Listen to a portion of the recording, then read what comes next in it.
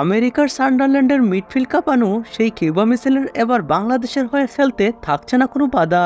England football association থেকে NOC পাওয়ার পর এবার ফিফা থেকেও এনওসি পেলেন কিউবা মিশেল। অর্থাৎ ফুটবলের সর্বোচ্চ সংস্থা ফিফা কিউবাকে বাংলাদেশের হয়ে খেলার জন্য অনুমতি দিয়েছে। এবার কিউবার জন্য বাংলাদেশ দলে যোগ দেওয়া কেবল সময়েরই অপেক্ষা। সিঙ্গাপুর ম্যাচে কিউবা মিশেল থাকবেন কিনা সেটা জানতে চাইলে বাফুফের সিনিয়র সহসভাপতি ইমরুল হাসান বলেন, সিঙ্গাপুর ম্যাচ উপলক্ষে কিউবা মিশেল অবশ্যই দেখায় আসবেন, তবে তাকে লাল সবুজের জার্সিতে মাঠে দেখা যাবে না। তিনি গ্যালারিতে বসে বাংলাদেশ বনাম সিঙ্গাপুরের ম্যাচটি উপভোগ করবেন। আর তার এই কথা শোনার পর বাংলাদেশি ফুটবল সমর্থকদের মাথা যেন আকাশ ভেঙে পড়ল। কারণ কিউবা মিশেলের পাসপোর্ট এনওসি সবকিছু কমপ্লিট হওয়ার পরও কেন তাকে মাঠে দেখা যাবে না, নিশ্চয়ই এর পিছনে কোনো সিন্ডিকেট রয়েছে।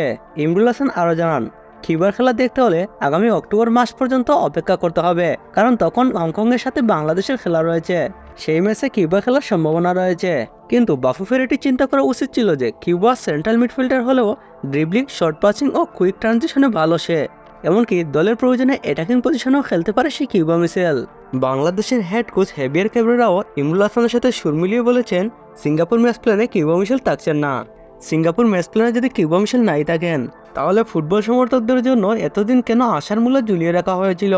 বন্ধুরা, এজন্যই বলতে হয় ইমরুল হাসান অভিনয়ের সেরা রে। খেলাধুলা বিষয়ক সব ধরনের আপডেট পেতে অবশ্যই আমাদের চ্যানেলটি সাবস্ক্রাইব করবেন। ধন্যবাদ।